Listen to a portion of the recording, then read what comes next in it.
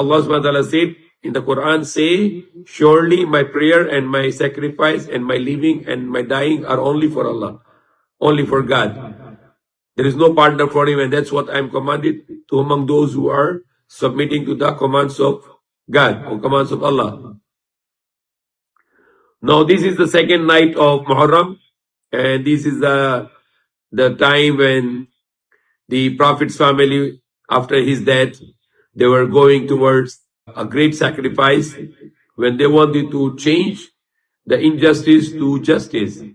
So they stand up against just injustice, and they were being slaughtered, they were being killed, and they were given an option that if you can just accept who we are, whatever we are, you just accept it, and then you are free. But even if you get freedom, if you can be free, you still die. So best way to die when you die for your God. Okay, the people will be in the front of God on the day of judgment, and God will ask, what did you did in your life? And you need to say something, I did this, my Lord. So you can do something, they present yourself in front of your God on the day of judgment, that I did this for you. Being dying for God doesn't mean that God needs your life and then he gets something benefit with your life. No. Meaning of being for God, dying for God is to dying for justice. Dying for justice. That's the meaning of dying for God.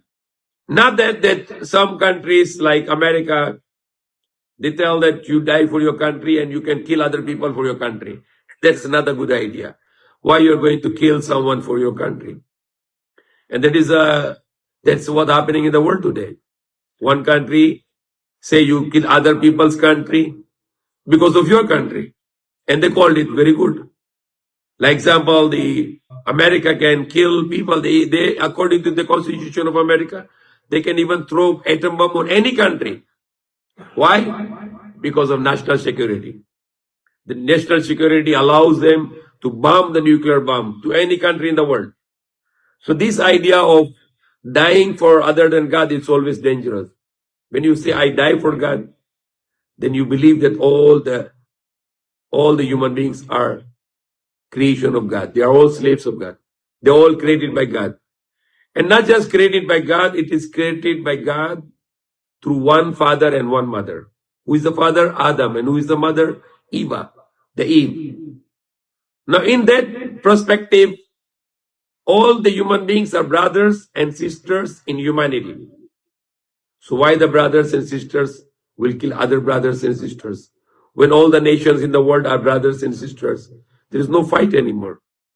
So you don't need to die for this country and you die for my country and I die for my country and I kill you for my country and you kill me for your country. No, there is no such idea anymore. Why? Because the people lives in this country and people lives in other country. They're all brothers and sisters in humanity. So meaning of God, dying for God, when there is injustice, like example, Allah said in the Quran, why don't you fight for the people who are being oppressed, who are being abused? Why don't you fight for those women and children? That's Allah said in the Quran. Why don't you fight for those women and children who are being slaughtered? Why don't you fight to protect them? That is dying for God. When you see the people being oppressed, people being abused, then you help them. That is the meaning you are dying for God.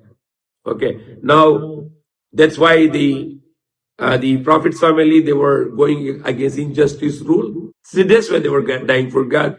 And they were martyred. So now there is two different factions in Muslim, the Sunni and Shia. And the Shia are very aggressive in these days. They even are beating themselves and they are beating their chest and they are saying that they are doing this because the Prophet's family were hurt on those days. And I say no. And some of the Sunni will say, oh, they are kafir, they are doing like this. No. It's not good to call them kafir. And even for Shia, it doesn't need to beat themselves. Why you beat yourselves? Because family of the Prophet Muhammad or the Hussein, they were not died. They're alive. Because Allah says in the Quran, those who died in the way of Allah, don't call them they are dead. They're alive. Because Allah bring their souls in paradise and Allah put their souls in the big birds in paradise And Allah said, Farihin, and Allah said, Yurzukun, they are happy, and they are being given the risk, the fruit, the sustenance, the food.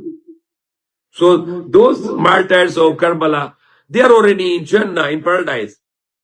So why you need to cry now? You should be happy that they were given their life for God, for Allah, and they are being successful. And they are in paradise now. If they were not dying in the way of Allah, they were not martyred, and they were not in paradise this time.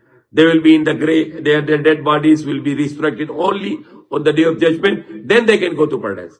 So honor for the martyr who died for justice, who died for God.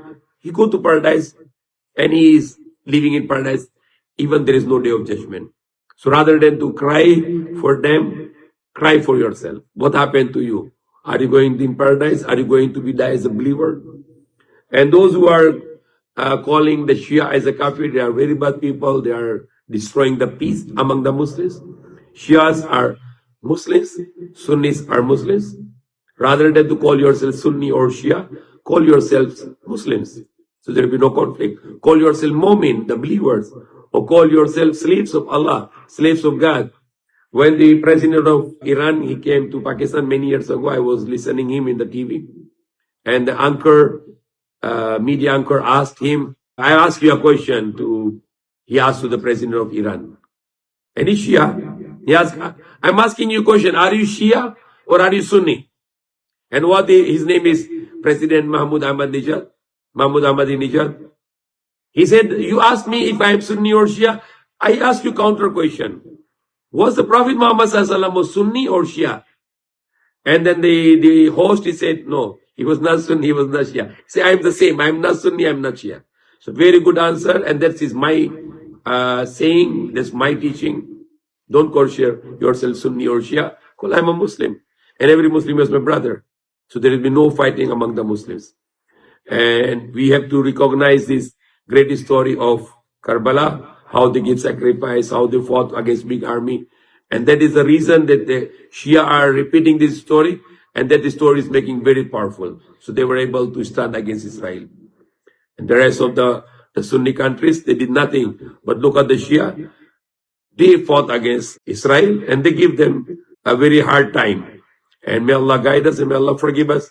And may Allah protect the people of Palestine to stop the war. We hope the war will be stopped soon.